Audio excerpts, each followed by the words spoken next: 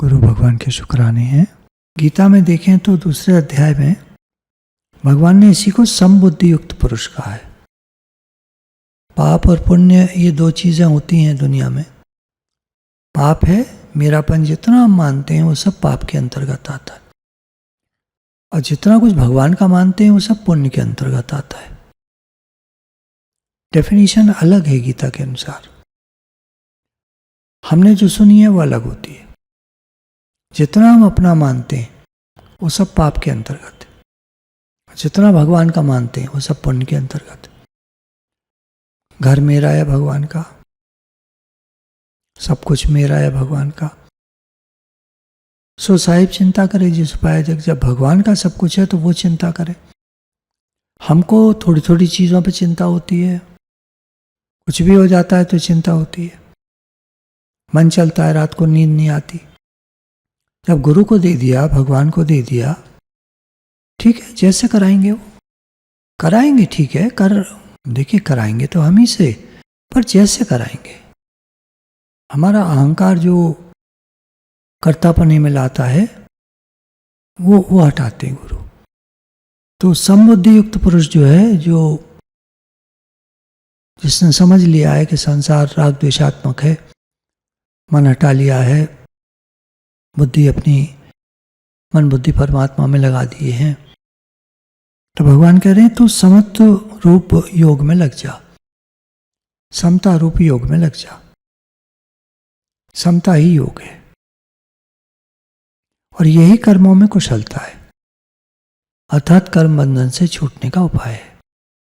बंधन क्यों होता है? संबुद्धि का उल्टा क्या है? आसक्ति। इसी को भगवान ने आगे श्लोक में कहा कि दुखों की प्राप्ति होने पर जिसके मन में उद्वेग नहीं होता, सुखों की प्राप्ति में जो सर्वथा निष्प्रह है, जिसके राग भय और क्रोध नष्ट हो गए हैं, ऐसा मुनि स्थिर बुद्धि कहा जाता है। मन में कोई कामना नहीं रहती। गीता भगवान जो डांट लगा रहे थे वाणी में शुरू में, तो इसी बात पे लगा रहे थे कि तुम अपना कैसे मानता है, अपने घर को अपना, अपनी स्त्री को अपना, अपने बच्चों को अपना, अपने पैसे को अपना। तुम क्या साथ लाया था, क्या ले जाएगा और क्या रहेगा?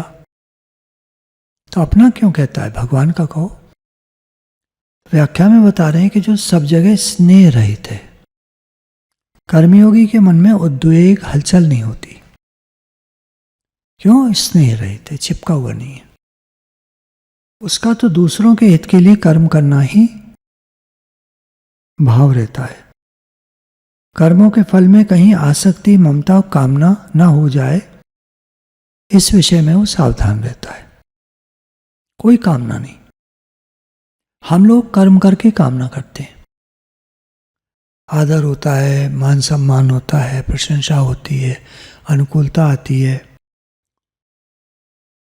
परिस्थिति ऐसी बनी रहे हम सोचते हैं, तो ऐसी उसके मन में कोई स्पृहा नहीं होती। स्पृहा थोड़ी सी भी इच्छा, जैसे भगवान रख रहे हैं। संसार के पदार्थों का मन पर जो रंग चढ़ जाता है उसको राग कहते हैं। संसारी पदार्थों का हमारे मन पर रंग चढ़ जाता है, अच्छे लगते, इसको राग कहते हैं। ज्ञानी का कैसे समझेंगे? ज्ञानी के पदार्थ रहते हैं पर उनमें राग नहीं रहता, सब भगवान का है, सब भगवान का। वीत राग भय क्रोधा, राग फिर भय,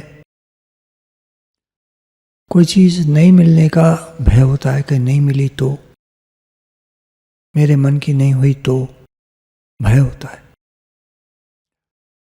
कहीं ऐसा ना हो जाए, कहीं वैसा ना हो जाए, भय होता है। और जब हमारे कंट्रोल में कुछ नहीं होता, कंट्रोल से बाहर हो जाती हैं चीजें, तो हमें क्रोध आता है। तो मन लगा संसार में तो राग, नहीं मिलने का डर, और कोई न सुने, हमारे मन की ना हो तो क्रोध। पदार्थों के मिलने की जो इच्छा होती है उसको लोभ कहते हैं। कोई कहेगा ये ले लीजिए, नहीं, अच्छा चलो दे दो।